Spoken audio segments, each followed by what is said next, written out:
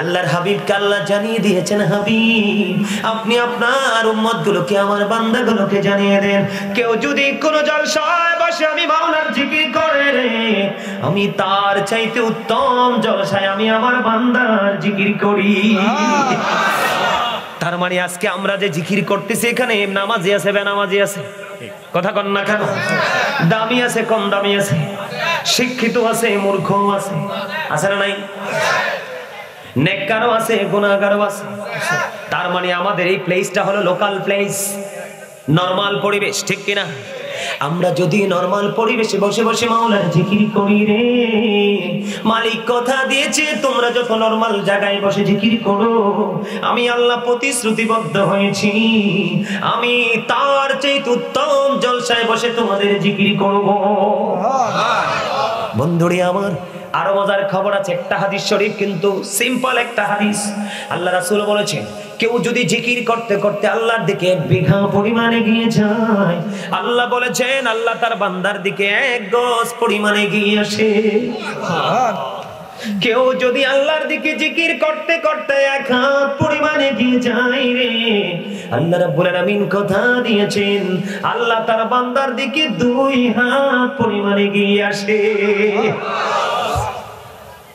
কেউ যদি আল্লাহর দিকে হেঁটে হেঁটে জিকির করতে যায়, যেমন আমি যখন এসেছি বন্ধু, মানুষগুলো এলোমেলো, দাদা ভাই এখন কি সবাই শান্ত না? একটা ডিসিপ্লিন চলে আসছে না? আমার ওই যুবক ভাইয়েরা দাঁড়িয়ে এসেছে, তারা কি হাইটে আসছে না? তারা কিন্তু আমার চেহারা দেখার জন্য আসেনি, তাদের কাছে কথাগুলো ভালো লেগেছে। হুজুর কি চমৎকার আলোচনা করতেছে, তথ্যবহুল আলোচনা, আলোচনা শুনবো, নিজের ব্রেইনে সেটআপ দিব, কালকে থেকে এটাকে আমল বাস্তবায়ন করব।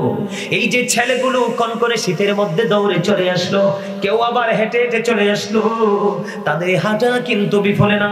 আমি দেখেছি আমার মা বোনেরা দলে দলে দলে দলে, আমি দীর্ঘ প্রায় 2 ঘন্টা মসজিদে অবস্থান করেছি নামাজ পড়ে, আমি দেখেছি আমার মা বোনেরা দলে দলে হেঁটে হেঁটে আসছেন। বন্ধু, এই পুরস্কার থেকে মা বোনেরা বাদ যাবে না। আজকে মা বোনেরা মাহফিলের প্যান্ডেলে পর্দার আড়ালে আলোচনা শুনে কোনো সমস্যা নেই, কিন্তু তাদেরকে মসজিদে নামাজ পড়ার জন্য কোনোদিনও যাওয়ার অনুমতি দিবেন না। আল্লাহর হাবিব বলেছেন মাহফিলে তো পর্দার ভিতরে থাকবে, ওখানে কোনো পুরুষ নাই, নারীরা ঘর থেকে বের হলেই এখন অনিরাপদ, কথা বলেন না কেন? আর এমনিতেও হাদিস শরীফের মধ্যে এসেছে আল্লাহর হাবিব বলেছেন মসজিদের চাইতে, পৃথিবীর মসজিদের চাইতে নারীদের জন্য উত্তম মসজিদ হলো তার ঘরের অভ্যন্তর। ঘরের বারান্দার কথাও বলেনি, কিন্তু আল্লাহর হাবিব ঘরের বারান্দার কথাও বলেনি। নারীরা যেই রুমের মধ্যে তার ঘরের বাসার অভ্যন্তর যেটা একেবারে ভিতর, ওইটা হলো পৃথিবীর মসজিদের চাইতে উত্তম, তাদের এইটা মসজিদ। সুবহানাল্লাহ বলেন না? বন্ধুরে আমার, এই যে ছেলেরা বন্ধু হেঁটে হেঁটে এসেছি, আপনারা হেঁটে হেঁটে এসেছেন, এই হাঁটা কিন্তু বিফলে যাবে না। আল্লাহর হাবিব সরকারে মদিনা তিনি বলে দিয়েছেন, কেউ যখন আল্লাহর জিকির করার জন্য, আমার বান্দা হেঁটে হেঁটে আমার তালাশে জিকির করতেছে, আমি আল্লাহর তালাশ করতেছে, আমি যদি আমার বান্দাকে দেখা না দেই, আমি যদি আমার বান্দাকে ধরা না দেই, কোনোদিন আমার বান্দা আমাকে খুঁজে পাবে না। এই জন্য হাদিস শরীফ দ্বারা প্রমাণ করেছেন, আমার নবী বলেছেন আল্লাহর জিকির করতে করতে কেউ যখন হেঁটে হেঁটে যায় আল্লাহর দিকে, আল্লাহ রাব্বুল আলামিন ওই বান্দার দিকে দৌড়ে এসে তাকে ধরা দেয়। এই যে সুবহানাল্লাহটা বলছেন না, এটাই তো জিকির। আলহামদুলিল্লাহ বলছেন, এটাই তো জিকির। লা ইলাহা ইল্লাল্লাহ বলছেন, এটা জিকির। আল্লাহু আকবার বলছেন, এটা জিকির। কাউকে সৎ কাজের জন্য আমন্ত্রণ জানিয়েছেন, ইনভাইট করেছেন, এটাই তো জিকির। কাউকে আপনি খারাপ কাজ করার কারণে বয়কট করেছেন, এটাও জিকির। কারণ হুব্বা ফিল্লাহ ওয়াল বুগদা ফিল্লাহ, love for Allah and hate for Allah, ভালোবাসবো আল্লাহর জন্য, আবার ঘৃণাও করব আল্লাহর জন্য। চমৎকার না কথাগুলো? আমার না, কিন্তু কথাগুলো আল্লাহর হাবিবের।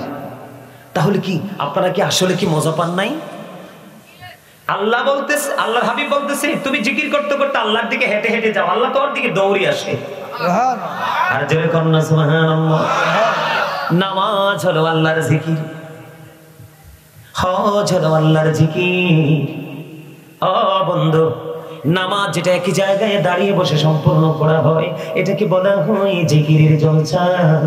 আর যেটা বিভিন্ন জায়গা পরিদর্শন করে সম্পূর্ণ করা হয় এটাকে বলা হয় জিকিরের জুলুস।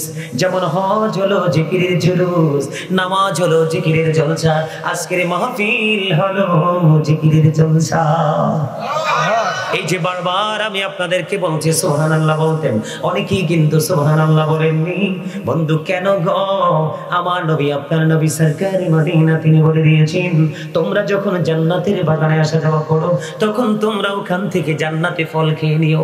ইয়া রাসূলুল্লাহ ইয়া হাবিবাল্লাহ নবী গো, ও প্রাণের নবী এই জান্নাতি ফলটা কি গো নবী? আমার নবী সঙ্গে সঙ্গে জানিয়ে দিলেন জান্নাতি ফল আপনারা জানতে চান কিনা? আমার নবী একটা সেকেন্ড দেরি করলো না, সঙ্গে সঙ্গে জানিয়ে দিলেন জান্নাতি ফলটা কি। সুবহানাল্লাহ ওয়া আলহামদুলিল্লাহ লা ইলাহা ইল্লাল্লাহ সুবহানাল্লাহ মাহমুদে লা ইলাহা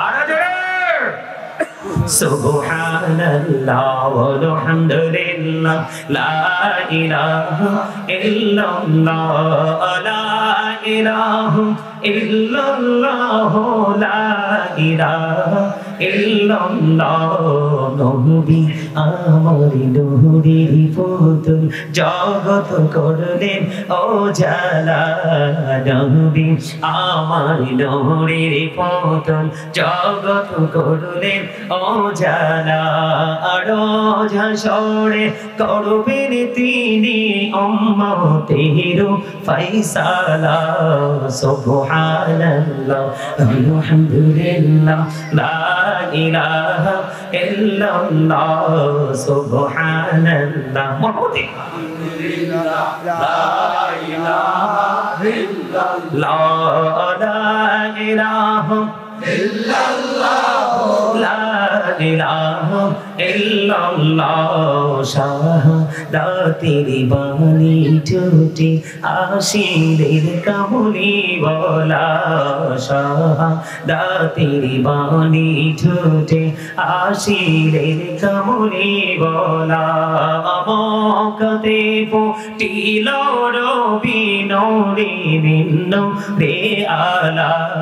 সুবহানাল্লাহ আলহামদুলিল্লাহ লা ইলাহা ইল্লাল্লাহ লা ইলাহা ইল্লাল্লাহ লা ইলাহা ইল্লাল্লাহ। আরশি কুরসি লওহ কলম সৃষ্টি যার অসিলা। আরশি কুরসি লওহ কলম সৃষ্টি যার অসিলা। আলী যে আল্লাহ খুশি হইয়া নাম রাখলেন হাবিবুল্লাহ। সুবহানাল্লাহ আলহামদুলিল্লাহ লা ইলাহা ইল্লাল্লাহ লা ইলাহা ইল্লাল্লাহ মুহাম্মাদুর রাসূলুল্লাহ সাল্লাল্লাহু আলাইহি ওয়াসাল্লাম। কার কার কাছে মজা লাগছে হাত তোলেন। সবার কাছে মজা লাগছে। বন্ধু প্রশ্ন করলাম এই কারণে, প্রত্যেক দিন একটা মানুষের মানুষ যেমন দুইটা, দেহ একটা রূহ একটা, কয়টা? মানুষ যেমন দুইটা, প্রতিদিন খাবারও সংগ্রহ করতে হবে দুই ধরনের। কথা কম না কেন? একটা খাবার বন্ধু পৃথিবীর যেই কোনো জায়গায় গেলে পাওয়া যায়। চা দোকানে গেলে বডির খাবার পাওয়া যায়, ঠিক কিনা বলেন? ছোট্ট একটা বাংলা রেস্তোরাঁয় গেলে পাওয়া যায়। লোকাল কোন প্লেসে, যেই কোন লোকাল বলেন হাই বলেন, যেই কোন প্লেসে গেলে দেহের খাবার পাওয়া যায়। কিন্তু রুহের খাবার যেই কোন জায়গায় গেলে বন্ধু মিলে না। রুহের বাজারের জন্য লাগে নির্দিষ্ট জায়গা, ঠিক কিনা বলেন? যেমন আজকে বন্ধু তোমরা যারা এসেছো, বিশেষ করে যুবক, আমার সামনে ম্যাক্সিমামই তোমরা যুবক, তোমাদের মর্যাদা তোমাদের সম্মান এত বেশি বেড়ে গেল কারণ জিবরাইল আলাইহিস সালাম বৃষ্টির ফোঁটা গুনতে পারে। যুবকদের যৌবন, যুবক যুবতীদের যৌবনের আমল গুনতে পারে না। এটার এত বেশি স্পিরিট। যৌবনকালে তোমরা বেশি বেশি করে আমল করো, কাল হাসরের দিন সোয়া হাত উপরে থাকবে সূর্যটা, সূর্যের তাপে মাথার এই মগজটা গরুর গোশত যেমনি বিয়ে বাড়িতে পাতিলের মধ্যে টকবক টকবক করে উতরায়, কুরবানির ঈদের দিনে গরিব ধনী নাই সবার করে বড় পাতিলে গোশত উতরায়। কথা কন না কেন? এই গোশতের পাতিল যত হিংস্র ভাবে উতরায় রে, কাল হাসরের দিন মানুষের মাথার মগজটা তার চেয়ে ভয়ঙ্কর ভাবে উতরাবে। সবচেয়ে দুঃখের খবর, এই দিকে আমি পরে যাব বলেছি, আলোচনাটা পরে করবো, এখন আমি সেই দিকে ঢুকবো না। আমি আগে জিকির নিয়ে যে টপিকটা শেষ করব। বলে হুজুর গো এখানে কেন আসলেন? অনেক যুবককে দেখতেছি হাসি খুশি চেহারা নিয়ে আমার আলোচনা বলে শুনছো, তোমাদেরকে নতুন সুন্দর চমৎকার মেসেজ আমি দিলাম রে। যৌবনকালে কিন্তু চাইলে সবাই নষ্ট কাজ করতে পারে, ভালো কাজ করতে পারাটাই হলো সবচেয়ে বড় চ্যালেঞ্জ। কথা বলেন না কেন? বন্ধু মা বাবার কলিজায় যে কেউ আঘাত দিতে পারে রে, মা বাবাকে শান্ত রাখতে পারাটাই সবচেয়ে বড় ক্রেডিট। মসজিদে আজান শোনার পরেও নামাজ ছাড়তে যেই কোনো লোকে পারে, কিন্তু হাইয়া আলাস সালাহ বলার পরে যিনি মসজিদে যায় এটাই হলো তার সফলতা। কথা বলেন না কেন? ঠিক এক্সাম্পল হলো আজকের এই মাহফিল। ও যুবক তোমরা টেনশন করো না, জিকিরের জলসায় বসেছো, গাজী সুলাইমান কুমিল্লা থেকে এসেছে, প্রাণ ভরে আলোচনা শোনার জন্য এসেছো। এই দুনিয়ায় শুধু শান্তি না, এই শান্তি তোমাদের জন্য পরকালে বরাদ্দ থাকবে যদি এইভাবে কাজটা তুমি ধারাবাহিক ভাবে চালিয়ে যেতে পারো। কাল কিয়ামতের দিন বর্তমানে পৃথিবী থেকে সূর্যটা 9,13,00,000 বলেছেন কোন কোন অ্যাস্ট্রোনমার, আবার কেউ কেউ বলেছেন 9,30,00,000 মাইল দূরে। সূর্যের আলো পৃথিবীতে আসতে সময় লাগে মাত্র 8 মিনিট 20 সেকেন্ড। প্রতি সেকেন্ডে 1,86,000 মাইল বেগে পৃথিবীর দিকে ছুটে আসে। এটা দৃশ্য নূরের গতি, অদৃশ্য নূরের গতির পাওয়ার আরো বেশি। জোরে জোরে কোন আল্লাহু আকবার।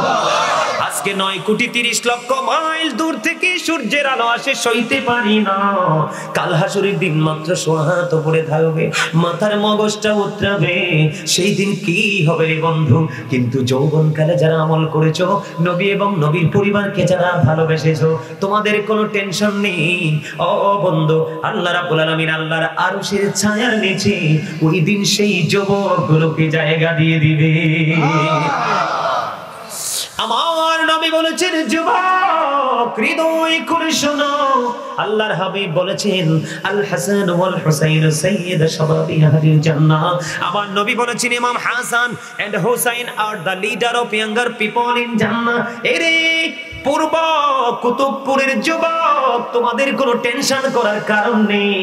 নবীজি তোমাদেরকে আরেকটা স্পেশাল গুড নিউজ দিয়েছে। নবীজি বলেছেন আল হাসান ওয়াল হুসাইন সাইয়্যিদ শাবাবি আহলিল জান্নাহ। নবী বলেছেন imam Hasan and Hussain are the leader of younger people in Jannah. আমার নবীজি বলে দিয়েছেন আমার কলিজার টুকরা হাসান হুসাইন দুই ভাই জান্নাতে ওই যুবকদের লিডার হবে। দাদা ভাই কি মজা লাগেনি? লাগে? আমি আবার এরকম মুরব্বী পাইলে বেশি খুশি হই, কারণ এটির সিনারা আছে না, এই জায়গাটা প্রেমে ভরা। আর বর্তমান যুগের ম্যাক্সিমাম যুবকের অন্তর হিংসা, নোংরামি আর আত্মগরিমায় ভরা। ঠিকটা বলতে পারছেন না? সত্যটা যদি আপনি স্বীকৃতি নাও দেন তাও সত্য, মিথ্যাটা যদি আপনি ঢেকে রাখেন তারপরও মিথ্যাই। কথা বলেন না কেন? হ্যাঁ, আমার দাদার চেহারা দেখছেন নি? আমি দাদাকে, আরে আমি চিনি, চেহারা দেখলে বোঝা যায়। আমার দাদার চেহারাটা দেখছেন? এটা কি অত্যন্ত গ্লেজি না?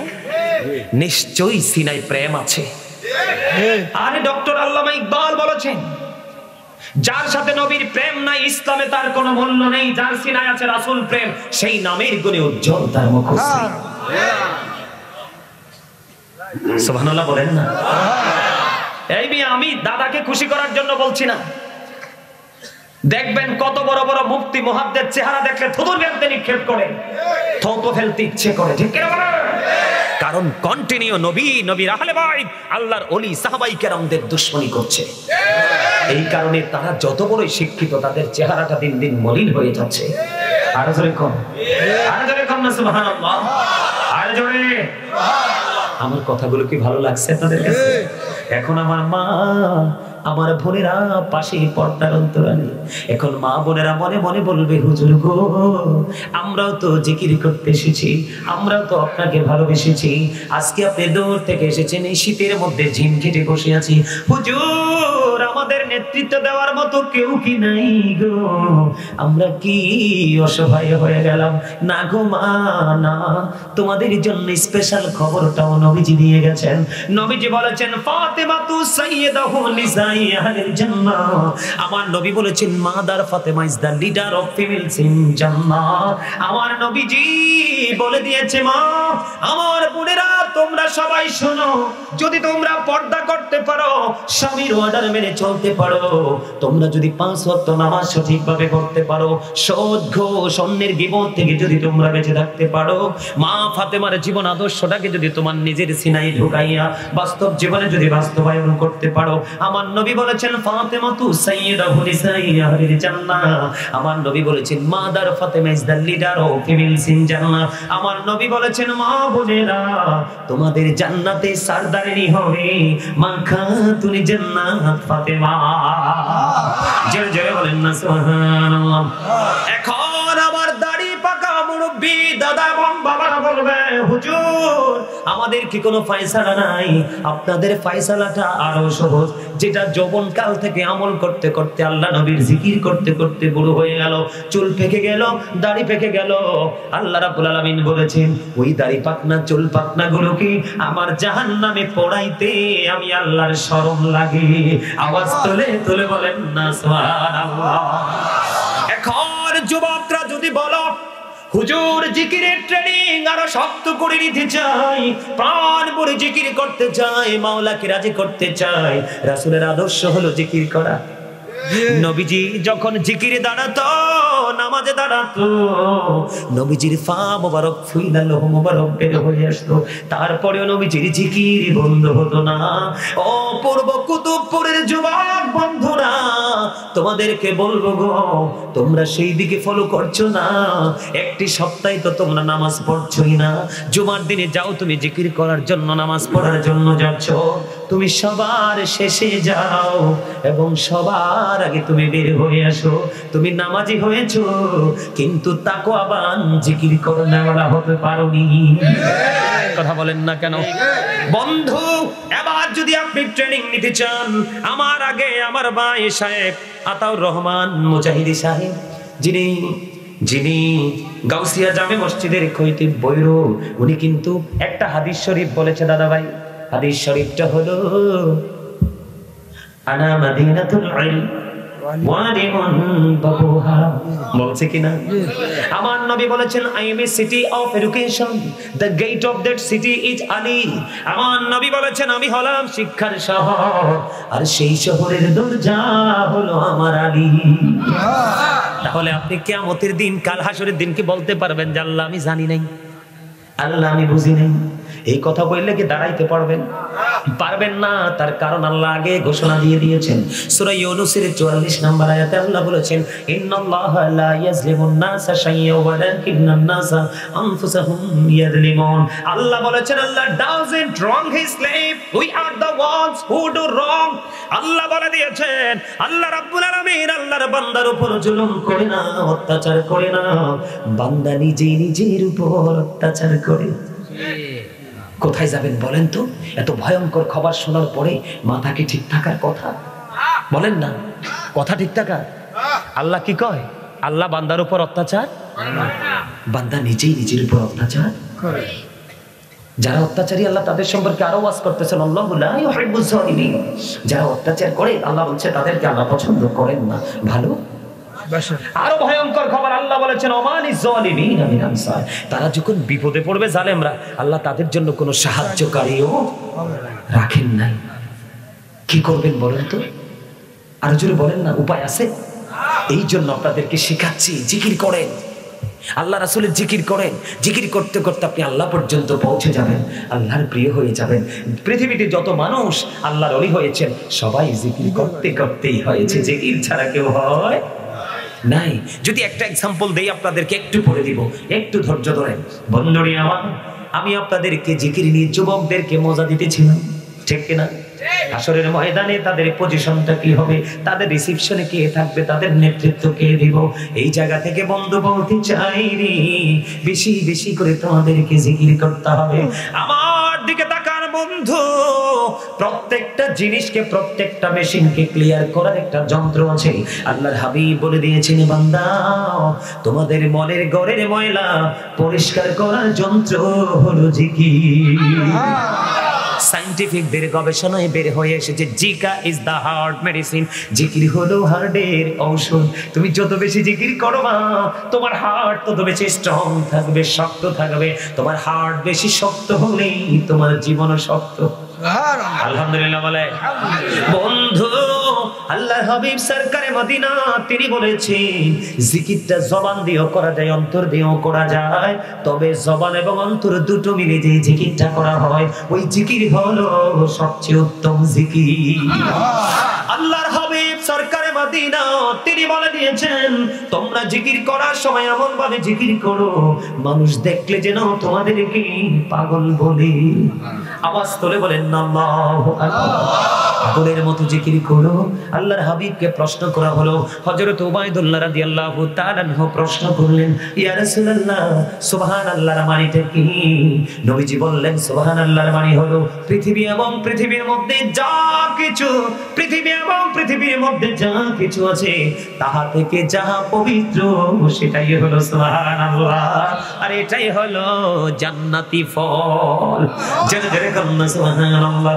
এটা কিন্তু জান্নাতের বাগান। আপনারা যারা এসেছেন তারা জান্নাতের মেহমান, আর আপনাদের রূহের জন্য খাবার এখানে দেহের খাবার পাইবেন পরে।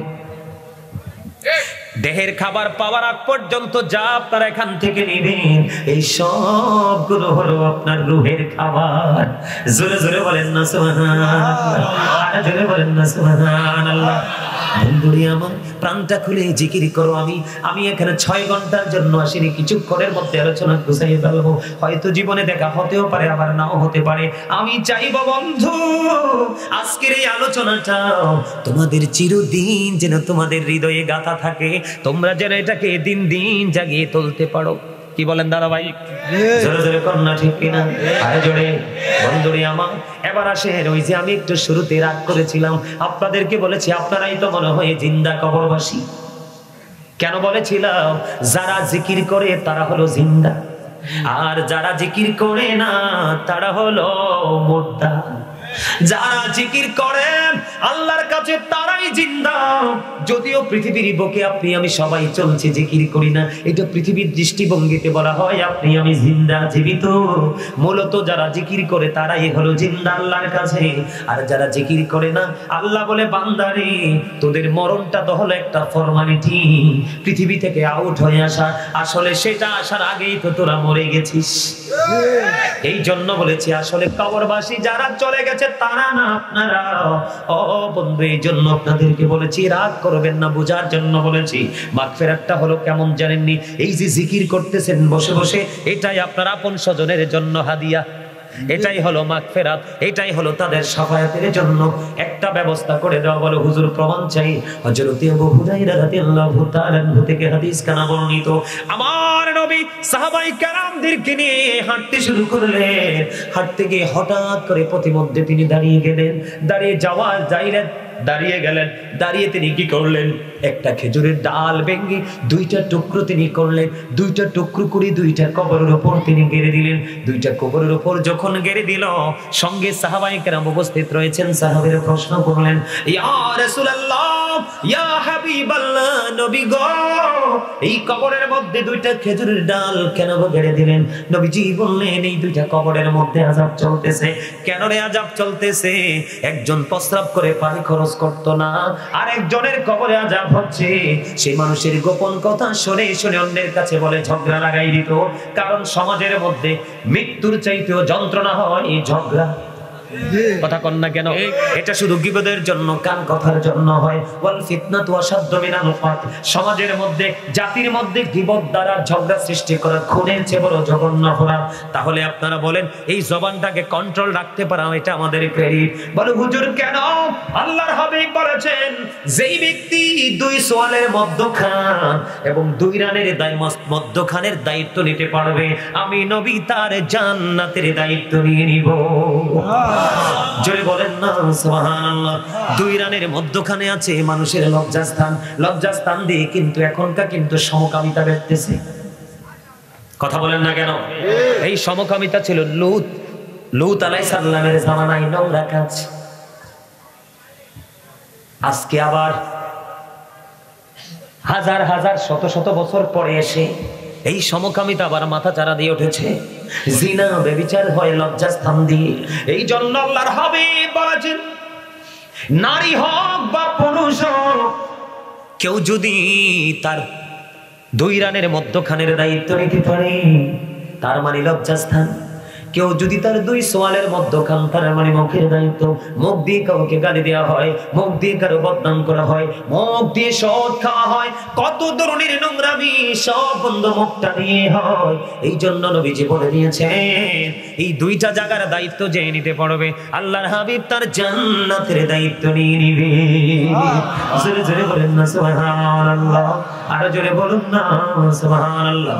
আল্লাহর হাবিব বলতেছেন একজন প্রস্রাব করে পানি খরচ করতো না, পবিত্র ভালো করে হতো না, আরেকজন মানুষের বদনাম করে করে সমাজের মধ্যে, জাতির মধ্যে ঝগড়া সৃষ্টি করে দিত। এই জন্য তাদের কবরে আযাব চলতেছে। রাসূলুল্লাহ বুঝতে পেরেছি, কিন্তু খেজুরের ডাল দুইটা কেটে দেওয়ার কারণটা কি? আমার নবীজি একটা ডাক দিয়ে বললেন খেজুরের ডাল কেটে দেওয়ার কারণ হলো এই খেজুরের ডালগুলো যতক্ষণ পর্যন্ত সবুজ থাকবে ততক্ষণ পর্যন্ত জিকির করতে থাকবে, আর যতক্ষণ জিকির করবে ওই কবরবাসীর কবর আযাব ততক্ষণ আল্লাহ মাফ করবে। তাহলে আপনারা কবরবাসীর জন্য হাদিয়া পাঠানো কি চুপ করে বসে থাকা না জিকির করা? বুঝে নিতে হবে মাগফিরাত কামনা করার উদ্দেশ্যে বানানো হয়েছে। এইটা কোনটা? এটা মাগফিরাত কামনা করার উদ্দেশ্যে করা হয়েছে এটা। আর এখন যেটা করতেছি এটাই হলো মাগফিরাত কামনা করা। কথা কি বুঝে আসতেছে আপনাদের? সহজে বুঝেননি? আর জোরে বলেন। তাহলে আমাদের জিকিরের দরকার আছে না নাই? এবার আসেন, এই যে এতক্ষণ যে জিকিরের কথা বললাম সবগুলোই জিকির, এর চাইতে সবচেয়ে বড় জিকির হলো অবন্ধ নামাজ। আপনাদের মসজিদটাতে আমি নামাজ পড়ছি আজকে, এই মসজিদে। আমি মসজিদে নামাজ পড়তে দেখে মসজিদে ঢুকে প্রবেশ করার পরে আমার সাথে যারা আসছে, যারা আমার সাথে ছিল ওখানে, আমি বলছি মসজিদে অনেক বেশি মুসল্লি হয় না। আমি মসজিদের স্রোতটা দেখে বুঝতে পেরেছি অত্যন্ত দুঃখজনক, লজ্জাজনক, আফসোস আমরা কতটা নিষ্ঠুর, কতটা নির্মম। এই যে মেরাজের চাঁদ চলে যাচ্ছে, আসছে, আগামী মাসেই পবিত্র লাইলাতুল মেরাজ উদযাপিত হবে। এই মেরাজের রজনীতে আমাদের জন্য শ্রেষ্ঠ যে জিকিরটা নিয়ে এসেছেন, এটা একদিকে মেরাজ, আরেকদিকে জিকির, আরেকদিকে জান্নাতের চাবি, আরেকদিকে সকল নোংরা কাজকে বয়কট করার সবচেয়ে বড় অস্ত্র। কথা বুঝেন না মা? সূরা আমি একটা একটা করে বলছি, এটাও জিকির, কিন্তু এটা শ্রেষ্ঠ জিকির। যেমন সূরা আনকাবুতে আল্লাহ বলেছেন ইন্নাস সালাতা তানহা আনিল ফাহশাই ওয়াল মুনকার, নামাজ মানুষকে খারাপ কাজ থেকে বিরত রাখে। এটা কিন্তু জিকিরের পাওয়ার। নামাজ নামক জিকিরে as-salatu miftahul Jannah, prayer is the key to paradise, নামাজ জান্নাতের চাবি। এই জিকিরটা কি হয়ে গেল? আপনাকে আমাকে পৃথিবীতে সকল নোংরা কাজ থেকে বাঁচিয়ে রাখলো। আরেকদিকে জান্নাতে যেতে হলে গেইটে তালা ঝুলানো আছে, তো তাতে চাবি দিয়ে খুলতে হবে না? কথা কয় না? আপনাকে এই জিকিরটাই আপনার জন্য আবার এক এক সময় এক এক রূপে রূপান্তরিত হয়ে আসবে আপনার কাছে। যেমন দুনিয়াতে আপনার কাছে এই জিকিরটা একটা রূপে থাকবে, আপনাকে শুধু মন্দ কাজ থেকে দূরে রাখবে, ভালো কাজের দিকে এগিয়ে দিবে। যখন ফিউচারে যাবেন, কাল হাসরের দিন, এই জিকিরটাই আবার আপনার জন্য চাবি হয়ে ধরা দেবে, আপনার জান্নাতের চাবি হয়ে যাবে। জোরে জোরে কোন সুবহানাল্লাহ।